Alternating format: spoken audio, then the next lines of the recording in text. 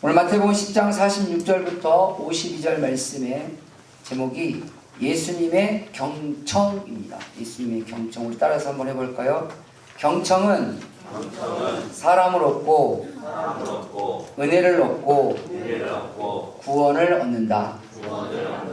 할렐루야. 예수님의 경청을 통해서 오늘도 하나님의 말씀 앞에 경청이 단순히 사람들이 말하는 중요한 어떤 인품이나 성품이나 신념이나 덕목이 아니라 하나님의 뜻이고 하나님의 명령이며 삶의 원리라는 걸 깨닫는 저 여러분 되시기를 주님의 이름으로 축원합니다. 아멘. 실은 오늘은 우리 조창원 지사님이 대표기도 하실 때 잠깐 언급하셨지만 3.1절입니다. 1919년 우리 민족이 그때는 지금처럼 SNS가 있거나 전화가 있거나 통신망이 전혀 발달되지 않는 시대인데도 그날에 전국이 대한독립 만세, 우리가 살아있다. 우리는 말 그대로 대한제국, 우리는 대한의 사람이라는 것을 전국이 외치고 서로 드러내고 나타냈지만 실은 그것은 부르짖음이었고 울부짖음이었단 말이에요. 그러니까 우리의 목소리를 들어달라고. 일본 제국아 우리의 목소리, 우리 민족의 소리를 들어달라. 세계야 우리의 목소리, 우리의 울부짖음을 들어달라 하는 비폭력 저항 운동이었습니다. 그때 일본의 기록을 보면 이런 대목이 있습니다. 저도 이렇게 역사책들을 보면서 좀 놀랬던 부분 중에 한 부분이었는데 조선 총독부는 아니고 그 만주 간도 지역을 이렇게 통갈하고 있었던 겐지오라는 일본 사람이 있었더라고요. 근데 그가 3.1운동의 상황을 보고 일본 본국에 보낸 문서가 있습니다. 그 문서에 보면 이런 대목이 있습니다. 로마의 황제였던 아우렐리우스가 로마 제국을 이뤘을 때 제국은 칼로 만들지만 유지하는 건 경청에 있다.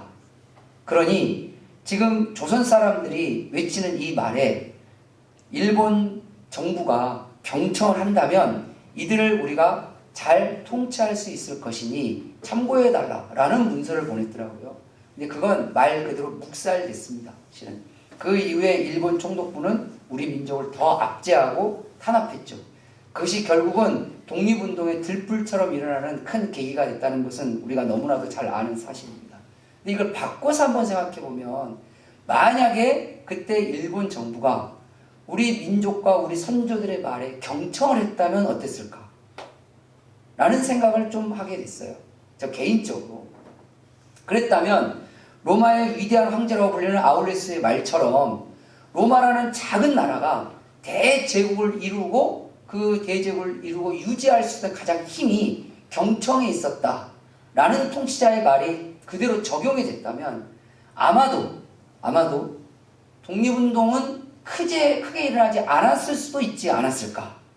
우리 민족의 말에 경청하고 우리 민족과 말 그대로 우리 선조들의 말에 잘 들어주고 그 부분에 대해서 정책에 반영을 했다면 아마 지금과 다른 상황이 되지는 않았을까라는 생각을 조심스럽게 해봤습니다. 실은.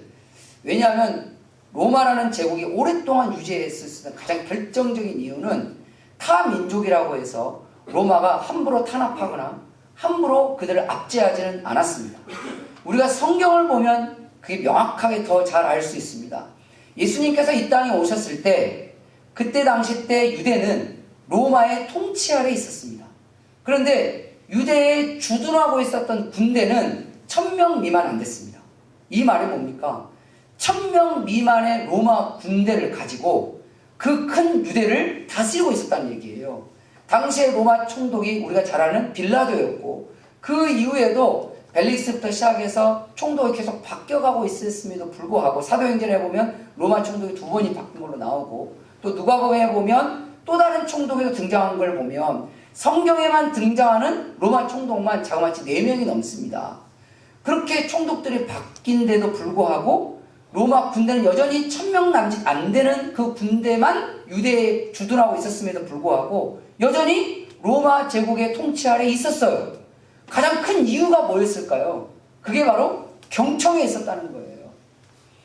유대 사람들의 말을 들어주고 그들이 원하는 크게 로마 제국의 법을 어기거나 그렇지 않는다면 그냥 말 그대로 우리의 같은 국민처럼 같은 민족처럼 대해주고 그들의 말을 들어주는 거죠.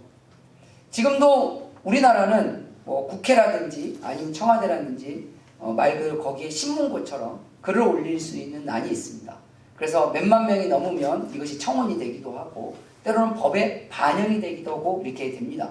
실은 요즘에 SNS가 워낙 발달된 시대이다 보니까 요즘 X라고 하나요? 예전에 트위터라고 썼던 것 같은데 이것부터 시작해서 정책자들도 거기에서 정책을 이렇게 하겠다라고 올리기도 하고 또 많은 사람들이 그런 곳에 글을 올리게 되면 이것을 또 정책에 또 반영하기도 하고 또 이렇게 듣기도 합니다.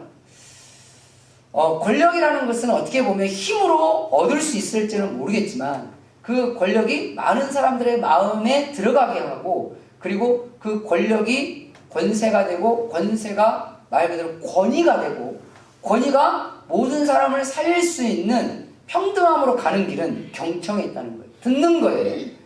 잘 듣는 것만으로도 오늘 예수님의 어떤 말씀과 예수님의 삶과 그 주변의 상황을 봤을 때 잘 듣는 것만으로도 사람을 얻고 잘 듣는 것만으로도 은혜를 얻고 잘 듣는 것만으로도 구원을 한다는 사실을 깨달으시기를 주님의 이름으로 축원합니다.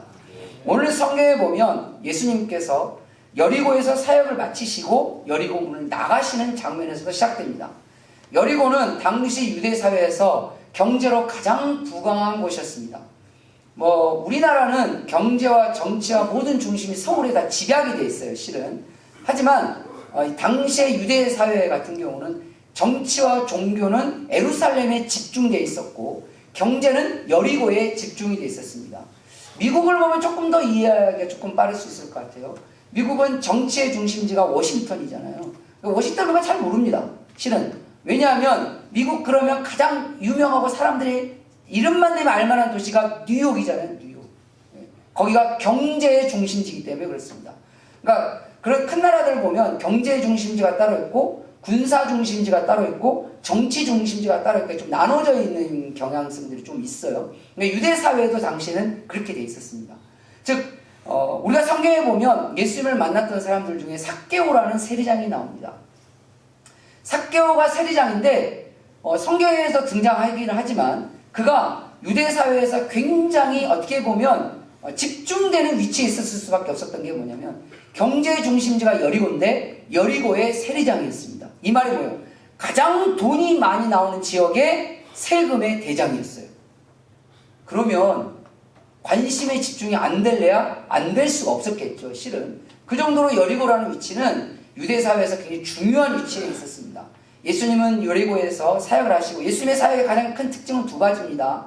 복음, 즉 구원과 천국에 대한 소식을 전하는 복음을 전하는 것과 두 번째가 치유, 병자를 고치고 죽은 자를 살리고 귀신을 내쫓아서 그의 삶을 치유시키는 것. 이 두 가지, 즉 복음과 치유가 예수님의 사역의 가장 중심이었고 이게 결정판이 십자가와 부활이었습니다. 그런데 이 사역을 잇는 통로, 즉 복음과 치유 사역, 이 주님의 모든 일의 통로와 다리 역할을 했던 게 바로 경청이었습니다. 오늘 성경에 보면 여리고를 나올 때 바디메오라는 사람, 여기 성경에 보니까 맹인 거지라고 되어 있습니다. 시각장애인이었어요. 당시 유대 사회에서 장애인은 저주받은 사람으로 이렇게 낙인이 찍혔습니다. 저는 하나님에게 저주를, 신에게 저주를 받아서 저렇게 된 거야. 그러니 그는 가까이 하면 안 돼 라는 생각을 갖고 있어요. 이게 유대 사회가 가지고 있는 고정관념이었습니다. 그래서 이름이 바디메오인데 실은 바디메오가 이름이 아니에요. 이름이 없어서 바디메오로 한 거예요. 왜냐하면 성경에 보면 여리고에서 나가실 때에 46절에 디메오의 아들인 맹인거지 바디메오가 길가에 앉았다 이렇게 했습니다. 디메오의 아들인 바디메오, 힌트가 나오죠. 디메오의 아들인데 바디메오예요. 바라는 말이 붙었다는 것은 나왔다라는 뜻입니다. 그러니까 디메오로부터 나온 자라는 뜻이에요, 바디메오가. 그러니까 그가 이름이 없는 거예요. 이름이 없으니까 쟤는 그냥 규현이 아들이야, 쟤는 진현이 아들이야 라고 불려진 거지 자기 이름이 없어요. 자기 이름이 없었다는 얘기가 뭔지 아십니까? 우리나라 사람들도 호적을 중요하게 여깁니다. 실은 선조들에 대한 지금도 저는 광산정치 진성공파 28대 손입니다. 근데 그 호적이 따로 있어요. 다 국가에서 만들어낸 제적이라는 게 있지만 또 가문에서 만든 족보라는 게 있잖아요. 족보. 이 족보를 굉장히 중요하게 여기는데 유대는 우리보다도 이 족보를 굉장히 중요하게 여깁니다. 그들은 생명처럼 여깁니다. 그래서 성경에 보면 누구의 아들의 누구의 아들 막 이런 게 나오잖아요. 그만큼 족보를 목숨처럼 여기는 사회였는데 이름이 없어요. 이게 무슨 말이겠어요? 집에서 버림받았던 얘기예요. 맹인이어서 태어나서 보니까 애가 눈을 못 떠, 앞을 못 봐. 그래서 얘는 신에게 저주받은 애야. 이런 신에게 저주받은 애를 우리가 데리고 있으면 우리 가문이 멸종을 당한다는 잘못된 고정관념을 갖고 있어요. 고대는 좀 그런 게 있었어요, 실은. 그래서 버린 거예요. 그렇게 버려진 사람들이 갈 수 있는 곳은 딱 두 개밖에 없습니다. 첫 번째는 거지, 구걸하며 살 수밖에 없어요. 두 번째는 죽음. 둘 중에 하나밖에 없는 거예요. 죽느냐 아니면 구걸하며 살아가느냐, 딱 두 가지밖에 없습니다. 성경에 거지 나사로가 나오잖아요. 그도 자세히 보면 장애인으로 이렇게 나옵니다. 근데 성경은 그런 사회적인 약자를 돌보라고 명령을 하셨기 때문에 하나님을 믿는 사람들은 성전 앞이나 아니면 성문 앞에서 구걸하는 사람들에게 담 몇 푼이라도 쥐어주는 것을 하나님께 선대하는 거다. 나는 그래도 하나님 섬기는 사람은 이 정도의 인식은 있었더란 말이죠. 그래서 특히 여리고 같은 경우는 말 그대로 경제의 중심지여서 돈이 많은 곳이니까 다른 지역보다 더 구걸하는 수입이 조금 더 나았습니다. 조금 더 나았고, 물론 그러다 보니까 구걸한테 더 많이 몰려들긴 했겠죠. 사람들이 많이 그 주변에 많이 몰려들기도 했고 뭐 이런 상황이 했었어요. 근데 그렇게 이름도 없고 그냥 말 그대로 장애인이고 그냥 그렇게 구걸하다가 죽을 수밖에 없는 운명을 갖고 있는 이 바디메오가 예수님이 여기를 지나간다는 소식을 들었어요. 소문을 들은 거죠. 시끌시끌하니까 마음은 물어봤겠죠. 왜 이렇게 시끄럽냐, 뭐 사람들이 이렇게 많냐, 막 이제 귀로 들는 건 있으니까. 그랬더니 예수님이 지나간다. 그런데 이 바디메오는 구걸하면서 예수님에 대한 소식을 굉장히 많이 들었던 걸로 보여집니다. 왜냐하면 오늘 성경에 보니까 47절에 나사렛 예수시라는 말을 듣고 소리 질러서 부르는데 뭐라 하냐면 다윗의 자손 예수여 나를 불쌍히 여기소서 라고 합니다. 여기 두 가지 포인트가 있습니다. 예수님이 누구인지 바디메오는 명확하게 알고 있었습니다. 다윗의 자손이라는 걸 명확하게 알고 있었어요. 유대인들은 다윗의 자손이다 라는 말은 메시아라는 뜻을 갖고 있었어요. 그가 우리를 영원히 구원하시고 우리의 삶을 구원하고 우리의 영혼을 구원하고 우리 육신을 구원할 분이라는 것을 다윗의 자손이라는 이 명칭 안에 담고 있었어요. 그들은 전통적으로. 그렇기 때문에 예수님에 대해서 이 바디메오는 이분이 구원자다. 내 삶을 구원하고 내 영혼을 구원하고 내 인생을 구원할 자라는 것에 대한 보이지 않는 믿음이 그 안에 있었다는 거예요. 그러니까 예수님이라는 얘기가 듣자마자 다윗의 자손 예수여 라고 막 부르짖기 시작합니다. 그리고 그분이 나를 한 번이라도 돌아봐 준다면, 그분이 나를 찾아와 준다면, 내가 그분을 만날 수만 있다면, 내가 그분께 기도 한 번이라도 받을 수만 있다면 나는 나을 수 있을 것 같다라는 그 막연한 믿음의 확신 같은 게 있었어요. 그러니까 이거 외치는 두 번째 말이 뭐죠? 나를 불쌍히 여겨주시옵소서. 다윗의 자손 예수여 나를 불쌍히 여겨주시옵소서. 얼마나 소리를 질렀는지 오늘 48절에 많은 사람이 꾸짖었어요. 조용히 해! 이거죠. 닥쳐! 입 닥쳐! 입 안 다물어! 조용히 해! 성경은 굉장히 고급지게 써놨어요. 잠잠하라. 누가 잠잠하라고 합니까? 조용히 하래! 이러죠. 여러분 집에서 애들이 그러면 잠잠하라 이렇게 하는 부모들 없죠? 있나요? 굉장히 예수님의 인격을 갖고 계십니다. 잠잠하라. 목사도 집에서 화나면 조용히 해! 이렇게 하지. 준영아 잠잠하라 이렇게 하지는 않습니다. 성경은 그렇게 번역을 해놨을 뿐이에요. 조용히 하란 거죠. 입 닥치라고 조용히 해! 라고 사람이 막 소리를 지른 거예요. 그런데 이 바디메오는 더 예수님의 귀에 내 목소리가 들릴 수만 있다면 다윗의 자손 예수여 나를 불쌍히 여기소서. 나의 구원자여 나를 불쌍히 여겨주시옵소서. 나의 구원자여 나를 좀 만나 주시옵소서. 나를 바라봐 주. 이 마음으로 막 외칩니다. 근데 49절에 예수님이 멈추십니다. 예수께서 머물러 서서 말씀하시죠. 그를 부르라. 듣겠다는 거예요. 아니 이미 들으셨어요. 실은. 이걸 통해서 바디메오가 치유를 얻습니다. 그리고 52절 말씀해 보니까 가라. 내 믿음이 너를 구원하느냐 하시니 그가 곧 보게 되어 예수를 길에서 따르니라. 할렐루야. 예수님을 따른 사람들의 대부분의 공통점을 보면 예수님의 경청에 감동받은 사람입니다. 실은 당시의 유대 사회에 정치적으로나 종교적으로는 지도자로서는 우리가 알다시피 바리새인이 있었고 사두개인도 있었고 서기관도 있었고 대제사장들도 있었습니다. 그런데 그들은 백성들의 마음을 얻지 못했어요. 성경에 보면 대제사장과 바리새인과 사두개인들이 원래 서로 약간 아니죠. 많이 왼수지간이거든요. 많이 왼수지간이에요. 우리나라로 보면 1번이 더불어민주당이죠. 더불어민주당. 2번이 국민의힘이죠. 국민의힘. 얘네들이라고 생각하시면 돼요. 얘네들이 한마음 한뜻이 되는 건 자기들 월급 올릴 때 빼놓고는 거의 한마음 한뜻이 된 적이 거의 없습니다. 제 기억에. 그냥 뭐만 나왔다 하면 서로 그냥 물어뜯고 싸우는 거예요. 그게 그 친구들의 본분이에요. 그러니까 가끔 둘이 싸우잖아요. 민주당하고 국민의힘하고 이렇게 가끔 막 TV에 싸우잖아요. 그럼 욕하지 마세요. 이렇게 생각해요. 아, 자기 본분에 충실하고 있구나. 걔는 원래 그러라고 한 존재하는 애들이니까. 마찬가지로 바리새인과 사두개인들도 마찬가지입니다. 서로 그 정도로 으르렁거리는 사람들이에요. 열심당원 해로당들 서로 으르렁거리는 사람들이에요. 대제사장들도 통제가 안 돼요. 그런데 이들이 의기투합해서 한마음 한뜻인 적이 있습니다. 언제? 예수님 죽이려고 할 때였어요. 참, 이런 야합은 잘 통합니다. 참 미안해요. 그런데 그때 제사장이 남긴 유명한 말이 있습니다. 조심하라. 주의하라. 저 예수가 중요한 것이 아니라 저 예수를 잘못 건드렸다가 백성들의 일난이 일어날 수 있다. 백성들로부터 우리를 잃어버릴 수 있다. 그러니 그거 조심해라. 어떻게 하든 저 예수에게 뭐라도 뒤집어 씌워서 그를 죽이지 않으면 나중에 우리는 백성들의 후폭풍을 받을 거다. 요래냐면 이게 무슨 말이겠어요? 예수님은 이미 백성들의 마음을 다 얻었어요. 사람의 마음을 얻는 건 쉬운 일이 아닙니다. 근데 그들은 이미 백성들의 마음을 잃었어요. 근데 통치자들이니까 어쩔 수 없이 그냥 그렇게 존재만 하고 있는 거고 그 통치자의 권력에 그냥 눌려있을 뿐이지 마음은 누구에 가 있어요? 예수님께 가 있어요. 왜 그랬을까요?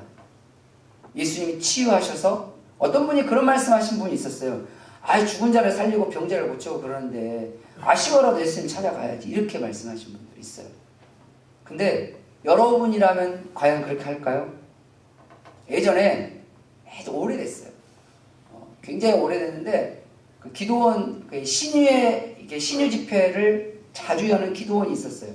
그 기도원에서 신유 집회가 있었는데 어느 분이 거기서 병을 고쳤어요. 그러면 우리가 생각했을 때는 그냥 쉽게 생각하면 그분은 그 이후로부터 얼마나 큰 은혜를 받았겠어요. 그 다음에 기도원 열심히 다니고 그 기도원 원장님 말씀이라면 진짜 하나님 말씀 비슷하게 따를 것 같잖아요. 그런데 얼마 가지 못했어요. 그래서 제가 물어봤어요. 아니 그래도 그렇게 은혜를 받았는데 물론 하나님을 통해서 이렇게 된 거지만 은혜를 받았는데 왜 그러냐 그랬더니 이렇게 이야기하셨어요. 은사는 있고 능력은 있는데 인격이 너무 안 좋아요. 그러니까 본인이 은사가 있다 보니까 그 은사가 자기의 권위가 되고 자기의 권위가 나중에는 권세가 돼서 기도원 오는 사람들을 그 권세를 찍어 누르는 거예요. 마음에 안 들면 심지어는 욕도 하시고 얼마 전에 제 충만대 전화가 왔어요. 땡땡땡 목사 뭐 설교를 들었는데 그렇게 욕을 한다고 그랬잖아. 앞으로는 듣지 마. 뭘 듣고 시험 드냐. 듣지 말고 시험 들지 마라. 그런가? 라고 하더라고. 굳이 찾아 들어가서 시험 들 필요가 뭐 시험은 찾아가는 게 아닙니다. 아멘? 네, 그럼 피하면 돼요. 그냥 우리가 똥이 무서워서 피하나요? 알아서 피하세요. 그 얘기를 하시는 거예요. 은혜 받았다고 치료받았다고 치유받았다고 혜택을 받고 내가 뭔가 도움을 받았다고 그 사람을 따르는 게 아니구나. 따르는 건 인격으로 따르는 겁니다. 예수님의 인격은 어디서 나왔다? 경청에서 나오셨어요. 예수님은 심지어는 바리새인들의 말에도 경청하셨어요. 그러다 보니 나중에 바리새인들 가운데서 예수님을 찾아온 사람이 있었어요. 근데 한밤중에 찾아갔죠. 왜? 낮에 찾아오면 자기들끼리 찍힐까봐. 저 예수한테 찾아가서 저것이 그려놓고 밤에는 조용히 가서 예수님 어떻게 하면 영생을 얻을 수 있을까요? 물어봐요. 그럼 예수님이 만약에 바리새인들 저것들 다 무시했다면, 저 독사의 새끼들이라고 말씀을 하셨지만 그들 진짜 무시했다면 그 말할 때 야 그걸 왜 나한테 묻냐, 니들끼리 알아서 할 것이, 요렇게 나가셨어야 되는데 예수님이 그럼 너는 그동안 어떻게 알고 있었냐 라고 또 물으셨어요. 아 쟤는 이렇게 알고 있었습니다. 그러냐? 그러면 너의 이웃이 누굴 것 같느냐? 잘 모르겠습니다. 그럼 한번 이야기를 들어볼래? 어떤 사람이 여리고에서 예루살렘에서 여리고를 내려가다가 이 얘기가 그래서 나온 거예요. 예수님이 바리새인조차도 경청해 주다 보니 그 말씀이 나오고 그 유명한 선한 사마리아 이야기가 그때 등장하게 된 겁니다. 사람들은 사마리아 여인, 사마리아 사람들 엄청 무시했어요. 엄청 무시했어요. 그런데 사마리아 사람이고 거기다가 여자이고 거기다가 시집을 몇 번을 간지를 몰라. 지금도 결혼 2번, 3번만 해도 사람들이 무시할 판에 그때 시대에 결혼 4번, 5번 했다 그러면 이건 완전히 뭐 그냥 사회에서 생매장될 수밖에 없는 상황이었잖아요. 그런데도 그 여인의 말에 예수님이 뭐 하셨어요? 경청하셨어요. 그래서 나온 유명한 하나님의 말씀이 나오잖아요. 하나님은 신령과 진정으로 예배하는 자를 찾아오신다. 여러분 그거 대중들에게 하신 예수님 말씀이 아니에요.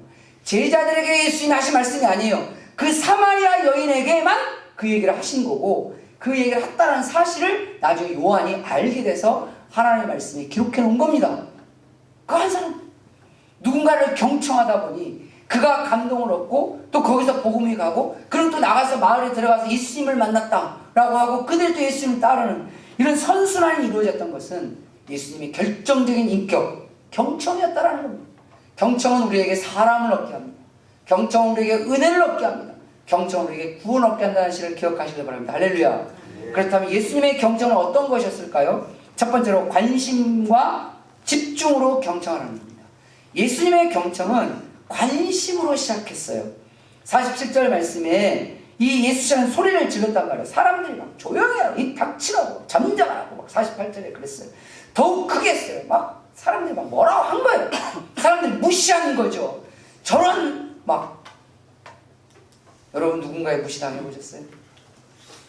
바디메오는 사람들이 엄청난 무시가 있어도 내가 이 기회를 놓치면 안 된다는 마음 때문에 막 부르짖었습니다.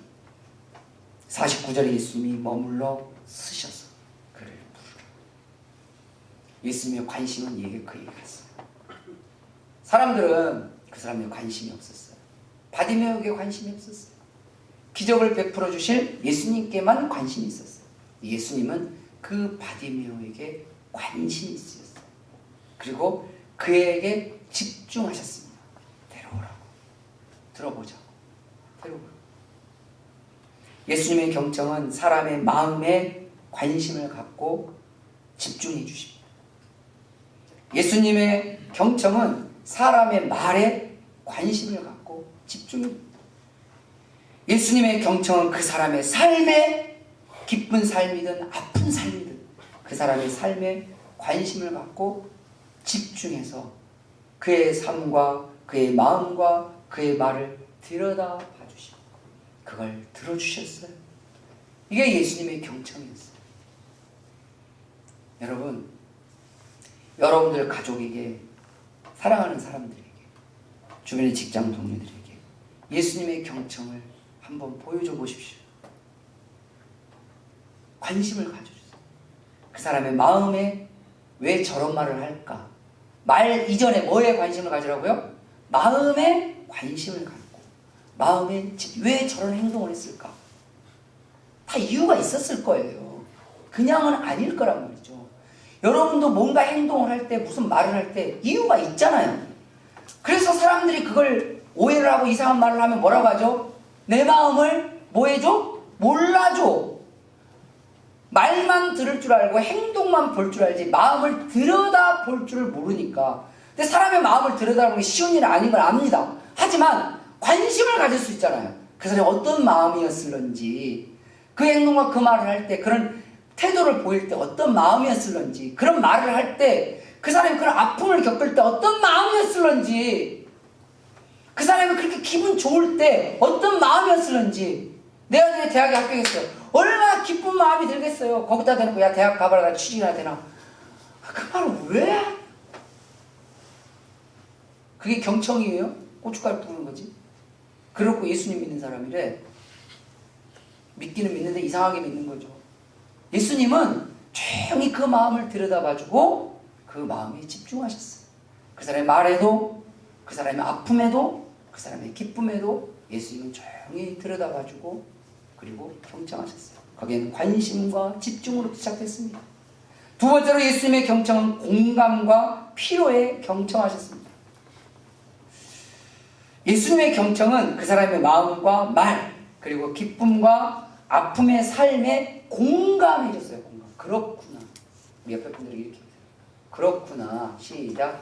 그렇구나. 두 번째, 그랬구나. 시작. 그랬구나. 옆에 어른이 앉았는데 반말을 하면 안 되죠. 그러셨군요. 아무리 목사님이 시킨다고 반말을 하세요. 그러셨군요. 그랬군요. 귀로 듣는 게 경청이 아니에요. 사람들 가운데 귀로는 듣는데 행동으로 공감을 안 하는 사람들의 특징 중에 한 가지가 뭔지 아십니까? 듣는 것보다 말을 더 많이 해요. 두 번째, 들었죠? 훈계하려고 해요. 세 번째, 자기 경험을 이야기해요. 이건 경청이 아닙니다. 이건 염장 지르는 거예요. 안 듣는 게.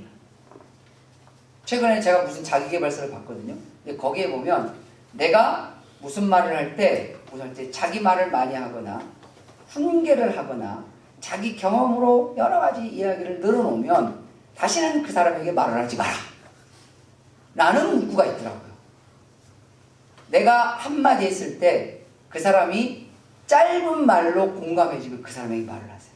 내가 두 마디 했는데 조금 더 짧은 말로 그렇구나까지 하면 이야기하세요. 내가 5마디를 했는데 한마디로 공감해주면 또 그 사람에게 말을 하세요.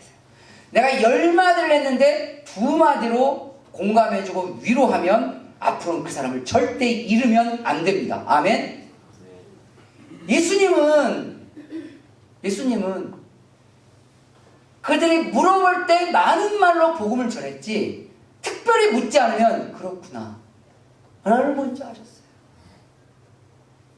다윗의 자손 예수여 나를 불쌍히 여기서 몇 번을 했는지를 몰라요. 그때 예수님 한 말은 뭐밖에 없어요? 네가 원하는 게 뭐냐 이것만 물어봤어요.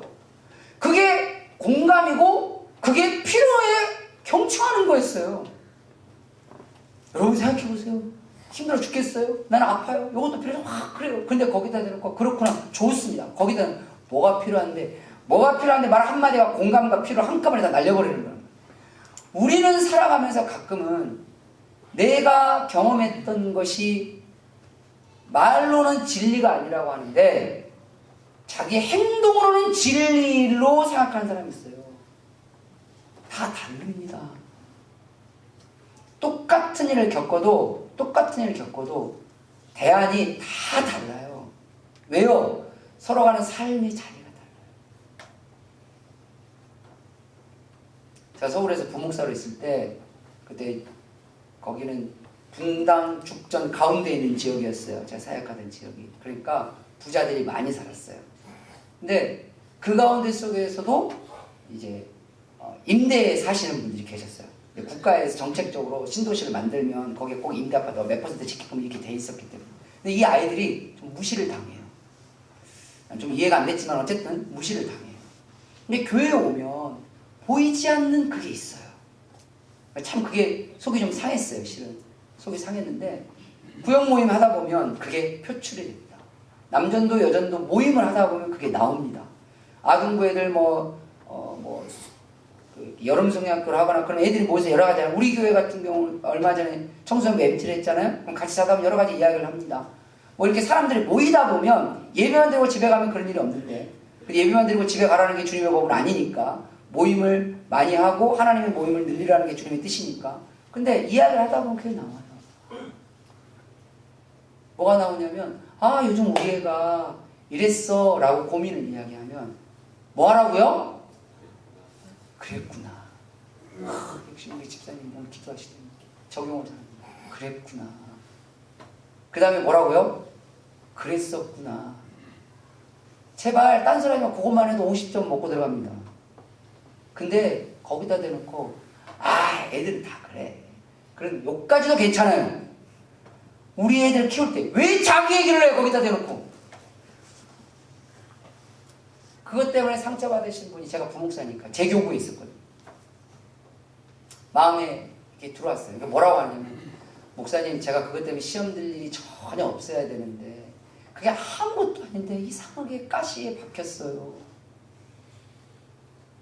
근데 또 본인이 또 가시에 박힌 걸 알아. 그 시험거리도 안 된다는 걸 머리로는 아는데 시험이 들었다는 내 자신이 웃기다는 것도 본인이 알아. 그런데도 시험이 들어있어요. 그만큼 그게 마음에 뭐가 된다는 얘기예요? 가시가 된다. 왜냐하면 그분은 임대 아파트에 살았거든요. 그분이 대번에 한 말 했어요. 내가 그 집사님 집처럼만 살면 내가 이 고민을 하겠냐? 라고 입을 툭. 제가 뭐라 그랬을까요? 그랬었군요. 그랬군요. 그 다음에 세 번째 한 말이 그럴 수 있어요.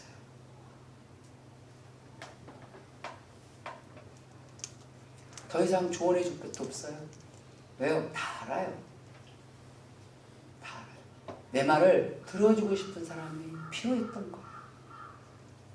근데 부목사님한테 이야기하면 나중에 25년 뒤에 어느 교회 가서 할 줄 아니까 그 교회에서는 절대 안 할 거라는 걸 아니까 그냥 임금님기는 당나귀기라고 그냥 대밭에 가서 막 외치듯이 그냥 부목사한테 외쳐놓고 간 거예요.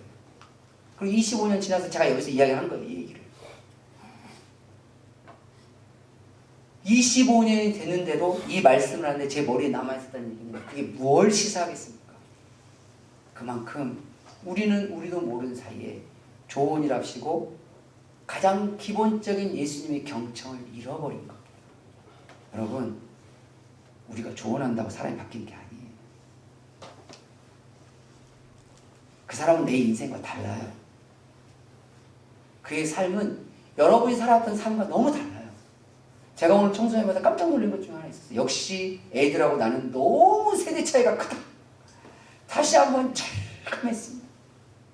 자, 무슨 얘기냐면 신학기가 됐잖아요. 그래서 목사님 학교 다닐 때 신학기가 되면 학교 오면 새 교과서를 받는다 얼마나 좋아했는지. 새 교과서를 가져오면 저녁에 우리 가족들이 다 모였다. 그 애들 왜요? 왜냐면 교과서를 싸야지. 지금 고개 끄덕끄덕 하신 분들, 네, 이게 공감이에요. 맞죠? 그랬지. 공감 안 하신 분 애들은 왜 책을 써? 전년도 달력을 가지고 싸가 거기다가 국어 밑에다 정우철 이렇게 쓰고 산수 뒤엔 벌써 이제 토론이 시작됐습니다. 그걸 왜 싸 하시는 분이 계시고 어떤 분들은 그랬다고 이런 분들이 있고 그러면 그랬다고 하시면 저 세대예요. 이제 늙으셨어요. 이제 틀렸어. 이제 이게 공감이 안 되신 분은 아직 젊은 세대예요. 소망이 보이는지는 모르겠으나 애들이 저한테 목사님 뭔 좋은 책을 뭐 하겠어? 제가 야 니들은 책 안 싸냐? 그랬더니 그걸 왜 싸요? 이런 이제 상황이 벌어. 이게 세대 차이예요. 거기다 대놓고 야 책이 얼마나 귀한데 거기다가 달력 버리지 말고 잘 이렇게 싸서 해야 책을 이렇게 했으면 애들이 우리 목사님 진짜 이상하다. 무슨 노인네다. 듣기 싫다. 이랬을 거 아니에요. 아 그래. 그럴 때 뭐라고요? 그렇구나. 그랬었구나. 그럴 수 있어. 그리고 우리가 할 수 있는 건 조언보다는 필요를 물어봐주는 거죠. 뭐가 필요한지. 여러분 필요는 돈으로만 된다고 생각하지 마세요. 그 사람의 마음이 필요할 수 있습니다. 누군가의 마음, 따뜻한 마음, 누군가의 따뜻한 말, 때로는 관심, 때로는 카톡 하나, 때로는 스타벅스 스타벅스 너무 비싼가? 이디야 커피 쿠폰 하나가 그들의 마음에 필요할 수 있습니다. 우리는 필요 그러면 큰 거라고 생각하잖아요. 여러분, 내가 보기에는 아무것도 아닌 것이 그 사람에게는 굉장히 큰 게 될 수 있습니다. 필요의 차원은 그런 거예요. 예를 하나 들어보겠습니다. 오늘 받으면 눈을 뜨는 게 그게 필요잖아요. 여러분 눈 뜨는 게 여러분 큰일인가요? 여러분 오늘 아침에 자동 눈 다 뜨셨습니다. 제가 노안이 오면서부터 이게 이제 가까운 게 보면 이렇게 되잖아요. 우리 청소년분들이 목사님 왜 저러세요? 막 이렇게 나중에 하더라고요. 근데 지금 제가 다초점을 썼단 말이에요. 그러니까 이렇게 이제 이 거리 조절이 조금씩 되면서 익숙해져 가고 있긴 한데 열었다가 이렇게 한단 말이에요. 아 이렇게 되니까 아침에 이 전에 딱 이 상황이 아침에 제가 새벽에 눈을 뜨잖아요. 그러면 그 전에는 핸드폰이 알람이 울린단 말이에요. 그러면 시간이 보였어요. 무슨 말인지 되시죠? 알람이 막 울려요. 그 다음에 이렇게 눈을 딱 뜬 다음에 딱 이렇게 보면 시간이 보였어요. 4시 5분. 제가 4시 5분에 맞춰요. 4시 5분. 어느 순간부터 알람을 딱 보면 시간이 안 보여요. 제가 왜 저래? 여기서 또 노안이 왔다 라고 이제 눈치가 온 거죠. 그 다음부터는 이게 제가 이 이야기를 청소년부에들에게 했어요. 애들이 전혀 뭔 소리를 하는 건지. 우리 목사님 이제 눈이 다 돼가지고 이제 눈이 안 보인다. 저게 뭐냐라고 애들한테 물어보지를 않나. 우리 목사님 과거에 똑똑하고 학교 다닐 때 공부 좀 했다더니 왜 저렇게 덜 떨어지게 됐을까? 애들이 뭐 이런 생각하는지 잘 모르겠어요. 누군가 보기에는 아침에 눈 뜨는 게 너무나도 당연한 일이고 너무나도 그냥 아무것도 아니에요. 근데 누군가는 아침이 아닙니다. 평생을 눈을 못 떴어요. 그에게 필요는 그냥 눈만 뜨는 거였어요. 눈만. 내 자식이 뭐가 잘 되고 내가 돈을 많이 벌고 내가 승진하고 내가 뭐 탄탄대로고 내 뭐가 되는 게 아니라 그냥 눈만 뜨는 거였다고. 그의 필요는. 그런데 그에게는 그의 인생의 전부였어요. 때로는 위로의 말 한마디가 누구에게는 아무것도 아닐 수도 있어요. 그런데 누군가는 그 위로의 한마디가 사람을 살릴 수도 있어요. 필요는 그런 겁니다. 그에게 뭐가 필요한지를 들여다보고 들으려고 하는 게 바로 뭐다? 경청입니다. 모르면 뭐하라? 물으세요. 예수님도 뭐 하셨어요? 물으셨어요. 예수님 몰라서 물었겠습니까? 알고서도 물었죠. 그러나 우리는 모르잖아요. 모르는데도 안 물어요. 안 묻고 맘대로 해. 맘대로 놓고 네가 그래 원할 것 같아서 해줬다 그래. 그걸 원할 거 해준지 말든지 종이 그걸 어떻게 합니까? 모르면 묻든지 아니면 그냥 듣고 그렇구나 라고 위로 격려하든지. 그게 지혜로운 것이지 어설픈 조언이 그의 인생의 큰 또 다른 가시가 될 수도 있습니다. 세 번째 예수님의 경청은 응답과 구원으로 경청하라는 겁니다. 예수님의 경청은 공감이 있어요. 그리고 그 필요를 중심으로 해서 예수님이 가지고 있는 마음과 능력을 담아서 응답하셨습니다. 그리고 그를 구원으로 행동하신 거였어요. 그냥 넘어가지 않으셨어요. 예수님이 네 뭐 필요하냐? 무엇 하여 주기를 원하냐? 51절에 물었어요. 맹인이 선생님이여 보기를 원합니다. 제가 봤으면 좋겠어요. 52절에 예수님이 가라. 너의 믿음이 너를 구원했다. 예수님의 능력은 그의 눈을 뜨게 할 수 있습니다. 우리는 그의 눈을 뜨게 할 수 없습니다. 그러면 우리는 무능력한 사람일까요? 아니요. 우리는 예수님에게 없는 능력도 있습니다. 예수님이 없는 능력도 있어요. 그게 뭘까요? 우리가 부족하다는 것도 능력이에요. 여러분 그거 아세요? 공부 잘하는 사람이 공부 못하는 사람에게 공부 이렇게 하면 잘해라고 하면 재수없다 그래요. 안 그런가요? 그러던데? 그런데 공부 못한 애가 공부 못한 애한테 야 이렇게 하면 공부를 잘할 수 있어. 니나 잘해. 이 소리는 들어요. 재수는 안 없을지는 몰라도. 근데 그 친구가 오늘 공부를 잘해. 그러면 그 친구를 구원할 수 있습니다. 왜죠? 공감으로부터 나오는 행동이에요. 공감으로부터 나오는 행동이에요. 목사님이 잘 먹고 여러분들이 생각하기에 잘 먹고 잘 살고 아무 일도 없고 막 하잖아요. 그러면 목사님이 말씀으로 조언하잖아요. 그럼 그렇죠 라고 해요. 저는 어렸을 때 가정의 아픔이 좀 컸습니다. 우리 성도님들 이제 들으셔서 다 아시지만 굉장히 컸어요. 실은 이게 저에게는 개인적으로 좀 트라우마 같은 거였고 슬픔이었고 좀 인생에 대한 되게 암묵적인 그런 마음들이 저에게 있었어요. 부정적인 관점도 생기고 그렇게 했단 말이에요. 사역을 처음에 시작할 때도 무척 마찬가지긴 했어요. 근데 어느 날 저하고 비슷한 환경에서 크고 있는 청소년 아이를 하나를 만났어요. 근데 얘가 이제 이 얘기를 가만히 들으니까 제 트라우마가 도졌어요. 제가 그때 가정폭력 막 이런 게 이야기를 하는데 제가 그걸 잘 들어줘야 되는데 제가 너무 힘들었어요. 너무 힘들었는데 제가 한 말은 딱 하나밖에 없었어요. 뭐라고 그랬냐면 내가 네 마음 안다. 에? 그래요. 실은 나도 그랬어. 얘가 갑자기 닭똥 같은 눈물을 흘리는 거예요. 나는 아무 말 안 했습니다. 나도 그랬어. 우리 아버지가, 우리 집이. 그리고 제 얘기를 했어요. 물론 걔가 한 말에 10분의 1밖에 안 했지만 했어요. 근데 그 다음부터 얘는 그 다음부터 저를 졸졸졸 쫓아다녀요. 저는 걔한테 해준 거 아무것도 없습니다. 왜냐하면 제가 걔를 도와줄 수 있는 능력은 없어요. 제가 뭘 도와줍니까? 그 아버지를 잡아다가 경찰에 집어넣을까요? 아니면 집안에 가서 제발 어른들이 좀 정신 차리고 애들 좀 사랑으로 좀 키우세요 라고 제가 말을 할까요? 그렇다고 해서 그 집안 분들 제 말을 들을 것도 아니고 저는 능력이 없어요. 단지 제가 할 수 있는 건 저의 그냥 아픔과 저의 약함과 제 부족했던 것을 그냥 이야기했을 뿐이었는데 그게 그 아이에게는 구원이 있었던 것 같아요. 그 다음부터 그냥 졸졸 쫓아다녀요. 어느 순간 시간이 지나다 보니 그런 비슷한 경험을 하는 성도들을 만나게 된 거예요. 우리 교회 성도들 가운데서도 그런 분들도 만나게 됐어요. 근데 그분들이 저를 보는 눈빛이 바뀌었어요. 처음에는 공감이 되다가 나중에는 같은 불쌍한 눈을 갖다가 그 다음에는 그래도 저렇게 하나님 앞에 살아가는구나 라는 걸로 바뀌기 시작하는 거예요. 나는 한 게 아무것도 없는데 희한하다. 하나님은 내 아픔을 통해서도 다른 사람을 구원시키는 일을 하시는구나. 그때 제가 깨달았어요. 주님은 그렇게 사용하시는구나. 하나님은 그렇게 사람을 일으키실 수도 있으시구나. 우리는 아무 능력이 없다고 생각하지만 예수님은 예수님만이 가지고 계시는 능력이 있지만 우리는 우리 나름대로 다 능력이 있습니다. 어떤 사람은 그 사람의 삶이 능력일 수도 있습니다.